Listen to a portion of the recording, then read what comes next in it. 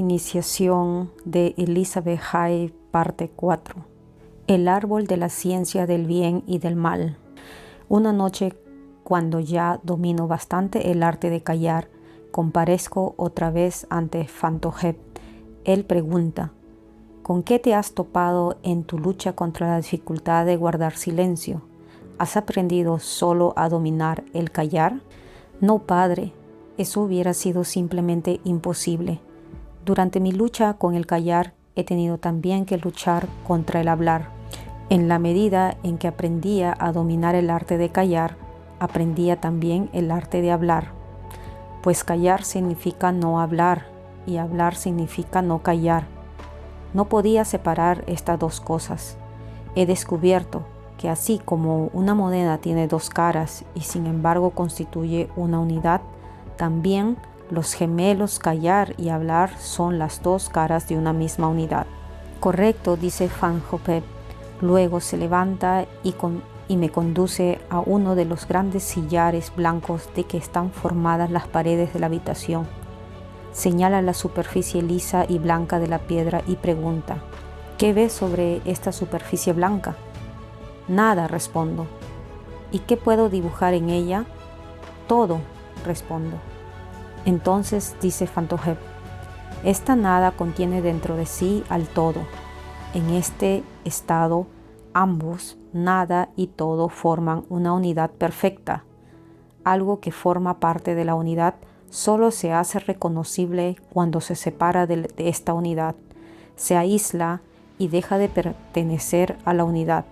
Observa, ahora dibujo sobre esta superficie una hoja de trébol de color verde. Esta hoja de trébol ya se encontraba antes allí, en la superficie de la piedra, pero no pudiste reconocerla, pues la forma positiva de la hoja y la naturaleza negativa del fondo aún descansaban una dentro de otra. Eran perfectamente idénticas. La forma de la hoja de trébol aún no se había separado del todo contenido en esta nada. Ahora, al parecer en color verde, la hoja de trébol se separa del todo y se hace reconocible. Considera ahora algo muy importante. Si la hoja aparece sobre esta superficie blanca, verde, eso quiere decir que ha dejado en el todo su imagen invisible en negativo, o sea, su forma en el color complementario, en este caso el rojo. Aprende esto: cualquier cosa que veas es perceptible solo porque se ha separado de su mitad complementaria y ésta se ha quedado oculta en lo invisible, en estado no manifestado. Conoce algo mediante la comparación de sus dos caras separadas, las positiva y la negativa. Mientras estas dos caras descansan una de otra, fundidas en una unidad, no puedes percibir nada, no puedes reconocer nada. Observa el mundo visible. Es perceptible únicamente porque se ha separado de aquella unidad donde la nada y el todo descansan uno de otro, es decir, la unidad absoluta a la que llamamos Dios. La creación solo es perceptible porque lo negativo aparece separado de lo positivo, de modo que podamos compararlos entre sí. No existe conocimiento si la unidad no se divide en dos mitades, una manifestada y otra su reflejo, no manifestada, de modo que ambas se hagan perceptibles mediante la comparación. Ahora sígueme. Fantôhep me conduce a otra habitación donde una pequeña figura se yergue sobre una gran mesa del lado de la pared blanca. Luego coloca una lamparilla a cada lado de la figura, de modo que está proyectada una sombra hacia la derecha y otra hacia la izquierda. Después Fantôhep coge un disco rojo transparente y lo sostiene ante la lamparilla de la derecha. Aparece una sombra roja y en la izquierda una sombra de color verde. ¿Por qué sucede eso, padre de mi alma?, pregunto sorprendida. Piensa un poco y tú misma encontrarás la respuesta, dice Fantôhep. Permanezco un instante en silencio y me concentro hasta que veo la respuesta. Después explico. La figura retiene el color rojo de la luz, ahora roja, haciendo que solo el color complementario aparezca en la pared. De ahí la sombra verde proyectada al otro lado. Por el contrario, la figura retiene toda la luz de la otra lámpara y por eso la sombra parece ser roja en este lado de la pared. Muy bien, dice Fantojet. Como ves, dos colores no pueden existir el uno sin el otro. Del mismo modo como el callar no puede existir sin el hablar. Siempre que manifiestas algo en el mundo del conocimiento, la parte complementaria se encuentra en el no manifestado. Hablas el lado negativo del hablar, el callar se encuentra en lo no manifestado, y cuando callas, el lado positivo del callar, el hablar, se encuentra en lo no manifestado. Cuando surge una montaña, el valle debe surgir como su imagen negativa. ¿Cómo sería posible una montaña si no existiera un valle? ¿Un valle si no existiera una montaña?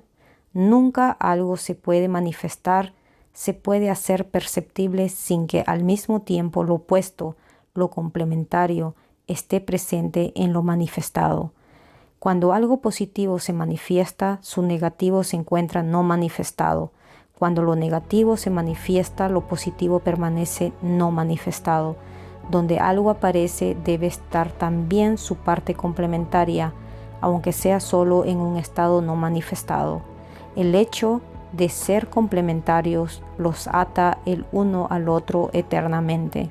Así pues, la separación es solo aparente, pues los dos mitades complementarias, aunque separadas y escindidas de la unidad del todo, no se alejan ni pueden abandonar la una de la otra. Por consiguiente, la unidad inseparable divina se manifiesta siempre y en todas partes, pues incluso en esta separación aparente continúa actuando como la omnipresente fuerza de atracción establecida entre lo positivo y lo negativo. Ambos, positivo y negativo, se esfuerzan por volver a su estado original, la unidad divina. Aunque algo aparezca en el mundo visible, ese algo no puede, sin embargo, escindirse por completo de la unidad divina. A esa fuerza que habita en todo lo existente, atrayendo todo hacia la unidad, la llamamos Dios. La creación, el mundo perceptible, es como un árbol. A la derecha tiene frutas positivas, buenas, y a la izquierda frutas negativas, malas. Pero ambos lados nacen del mismo tronco, de la misma unidad. Es solo por esta escisión que el bien y el mal surgen de la unidad, que no es ni buena ni mala, sino divina. Solo por esta escisión es posible el conocimiento. En consecuencia, el mundo cognoscible está compuesto de cosas buenas y malas, pues de lo contrario no sería cognoscible, ni siquiera sería posible. Toda la creación es el árbol de la ciencia del bien y del mal, pero el Creador, Dios, no es una mitad escindida y separada de la unidad, y por tanto perceptible, sino que Dios es la unidad misma. Él está por encima de todo lo creado, de todo lo separado de la unidad. Constituye una perfecta unidad consigo mismo. Él es la nada ante la cual se manifiesta el todo. Pero en Él nada y todo constituyen una unidad no escindida divina. Creación significa una mitad escindida de la totalidad y cognoscible a través de la comparación con la mitad complementaria que permanece en lo no manifestado. Por eso, nunca podrás encontrar ni reconocer a Dios, el Creador, en la creación, puesto que Dios no tiene una mitad complementaria con la que pueda ser comparado. No existe ninguna posibilidad de compararlo con algo y, por tanto, tampoco existe ninguna posibilidad de conocerlo, solo puede serlo. Escucha, hija mía, solo existe un ser eterno, solo existe un Dios, y todo lo viviente vive en ese único ser, ese único Dios. Dios es la unidad indivisible, es omnipresente, colma todo el universo. Todo el universo vive porque Dios lo anima con su ser único y eterno. Dios es, pues, como un árbol de vida, un árbol de la vida que ofrece y anima al mundo creado, perceptible, separado de su mitad complementaria, es decir, el árbol de la ciencia del bien y del mal. El árbol de la ciencia, el mundo, Vive únicamente porque el árbol de la vida, Dios, insufla vida en sus venas. Vive en él. El mundo material es como un árbol de la muerte. El árbol de la ciencia del bien y del mal, y Dios que habita en él, es el árbol de la vida que vive en todo lo creado. Dios es solo uno. Este uno y único Dios es el yo, la esencia interior de todo ser vivo. Dios es omnipresente y como dos cosas no se pueden encontrar en el mismo lugar al mismo tiempo, y nada puede expulsar a Dios a algún rincón del universo. En todas partes y en todo fenómeno solo puede estar presente como yo, un único y mismo Dios. Dios es la unidad indivisible. Todos los seres vivos, todas las plantas, animales, el mismo ser humano, sus frutos del árbol de la ciencia del bien y del mal, y por tanto viven porque la savia del árbol de la vida fluye por sus venas, porque el árbol de la vida vive en ellos, también en mí, pequeña mía.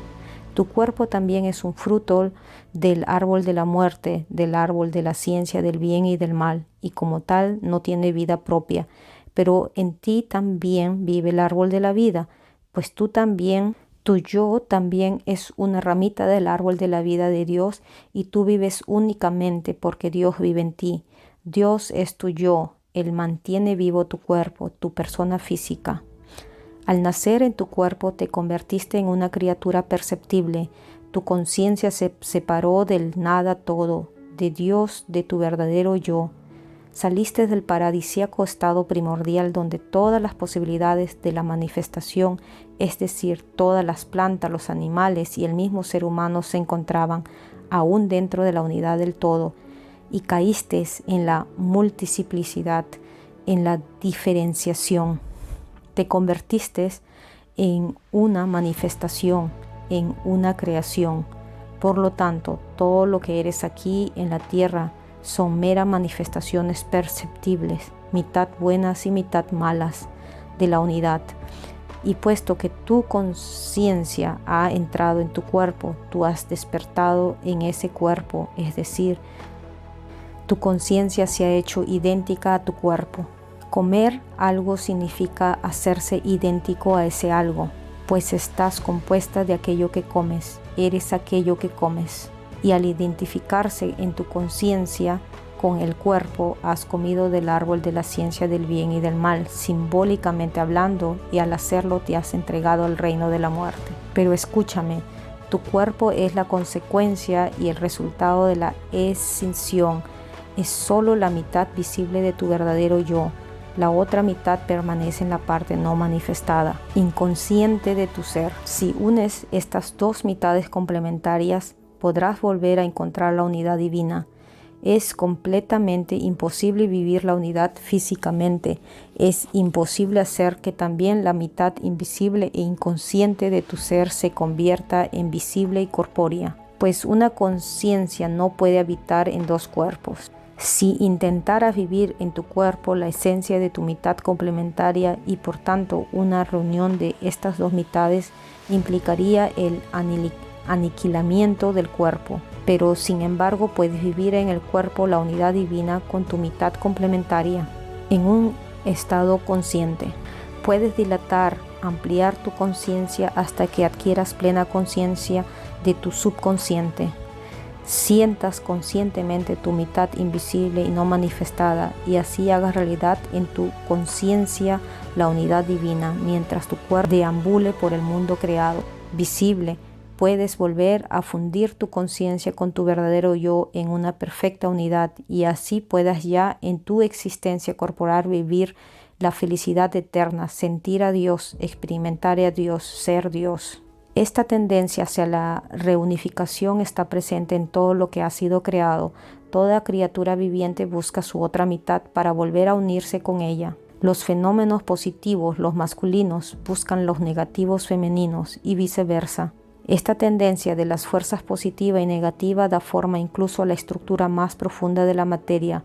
Mejor dicho, sin esta tendencia no existiría materia, pues la tendencia hacia la unidad, hacia el estado de ser Dios, crea la fuerza de atracción entre las fuerzas positivas y negativas, de modo que todo el mundo está construido a partir de esta tendencia hacia el estado divino primordial. La fuente de todas las fuerzas que existen en el universo manifestado es precisamente esta tendencia.